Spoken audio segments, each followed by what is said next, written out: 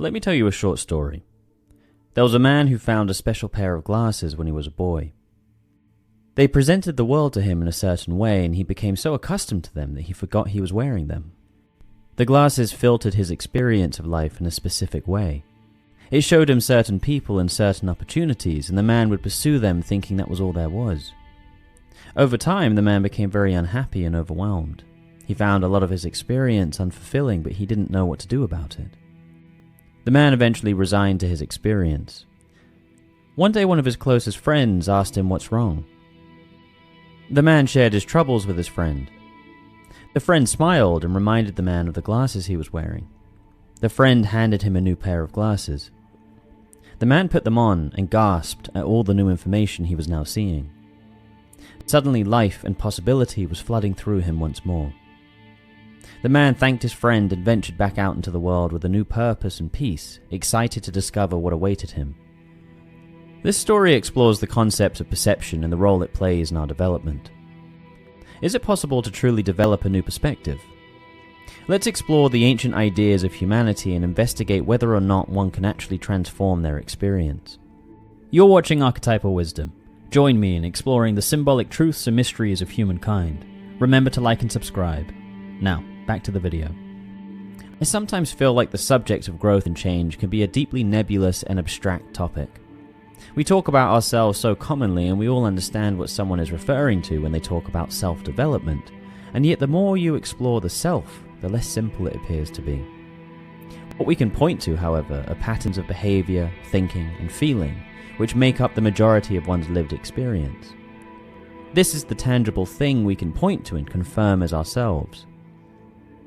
Well, this can be thought of as the conscious personality, which is technically called the ego. This is what we identify as ourselves. It's our story, how we understand ourselves and our place in the world. The ego naturally influences our entire experience of reality, just as the glasses did for the man in the story. It is the ego which filters our experience of the world. Yet often there are parts of our ego we don't like, or we feel hold us back somehow. Think back to a time you felt torn between following your own path and living up to others' expectations, a moment of internal conflict that made you question who you really are. That tension is the ego at work, shaping your decisions and experiences. In fact, the ego in many spiritual practices is seen as the obstacle to overcome. In pop culture, the term ego often has negative connotations, alluding to arrogance or obnoxiousness. Well, fascinatingly enough, these associations appear to have ancient archetypal roots. The ego in some sense can be associated with the archetype of the fallen angel Lucifer, whose name in Latin means light bringer, because the ego is the illuminated and conscious part of our personality. This goes back to the Genesis story of the snake bringing self-awareness to Adam and Eve, which leads to their being cast out of paradise and into the fallen world. So this title of Lightbringer can be understood as one being illuminated with conscious self-awareness.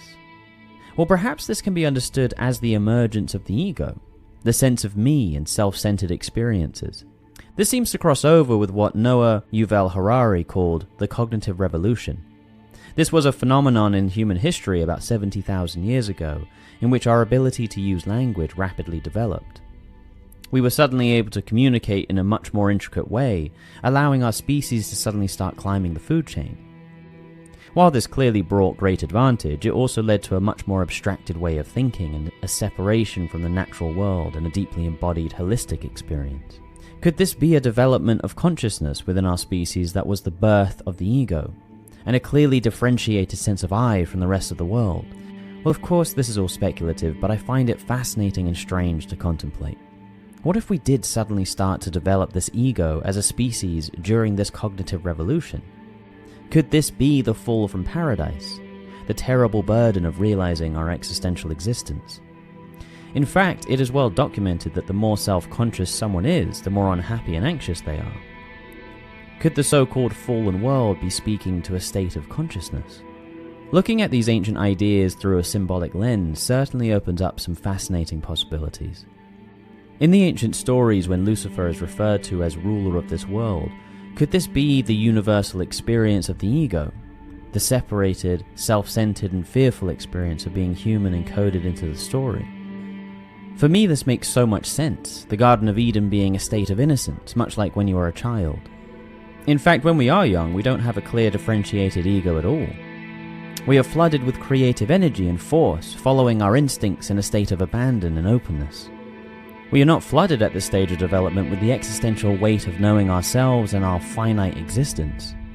In time, however, we start to become entrenched with our routine, and slowly but surely we become all too aware of ourselves. That open freedom becomes a distant memory, and our identity starts to cement itself, just as the man in the story only knows life through the perspective of his glasses. So what does it look like to change this?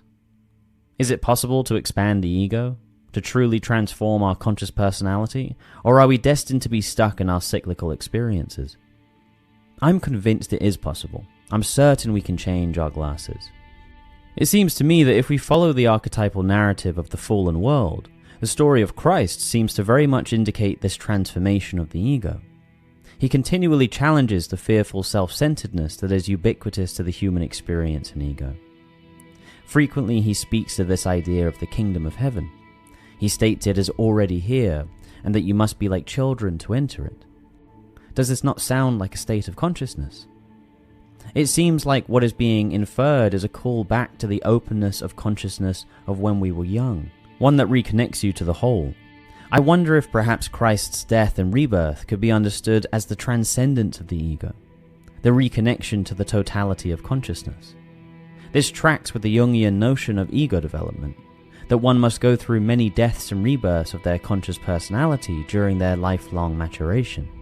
This is the confrontation with the unconscious, exploring the parts of yourself that you haven't yet had the courage to face and being changed in the process. I know this is possible, as I have had my own experiences of this very process. There was a time in which I was in a completely different career to the one I am in now.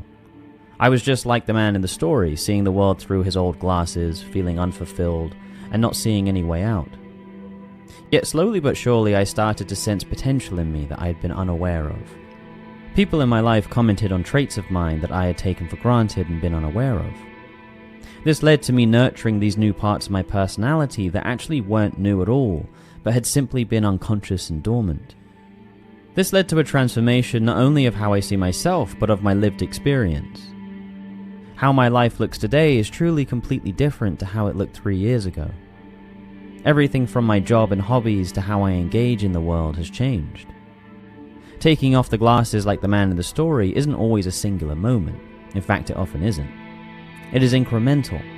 Through the discovery of a new passion, friends may be reflecting something about yourself you're unaware of.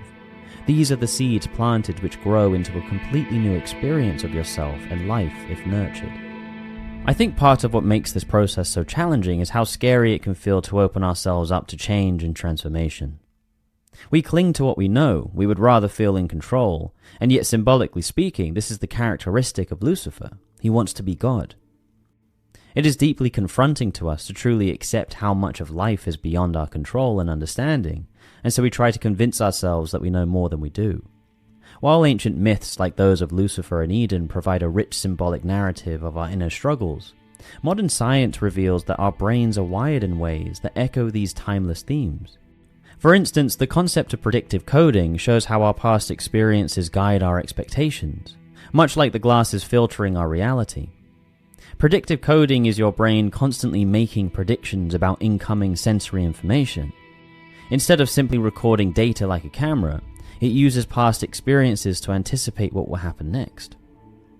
Think of it as reading a familiar sentence. You often know the next word before it appears. Similarly, your brain prepares for sensory inputs based on context and prior knowledge. Well, let's take the placebo effect phenomenon, which is when a person experiences a real improvement in their condition after receiving a treatment that has no real medicinal effect, because their belief in the treatment triggers a response in the brain.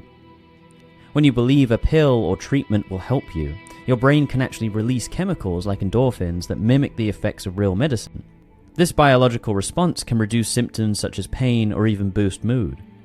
Both of these examples are a humbling reminder of the profound influence and effect of our inner experience on our experience of reality. At the very least, this should remind us to remain open-minded about what we think we know. This can be daunting because it calls us to open ourselves up to the world and thus the unknown parts of our nature. It demands that we hold everything we think we know lightly, so that we can constantly be updating our perspective and thus our sense of who we are, just as the man changes his glasses. This, of course, can be intimidating and at times painful even, yet it also fills us with new life and vitality. What's strange and curious to me is that the ego appears to just be a part of the process. It doesn't seem inherently bad, but it does bring with it suffering. It seems as if this is just a natural part of development, growing pains, so to speak. Just like the discomfort and pain of teeth growing, perhaps the ego brings with it the weighted pain of responsibility that in time will allow you to digest the challenges of the world. What if the development of the ego is an initial stage of consciousness that in time will develop into another phase?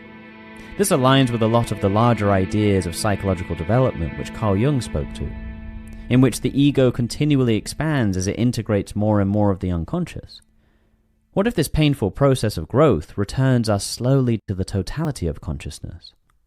Much like the paradisal Eden, only now with the weight of full consciousness instead of unconsciousness.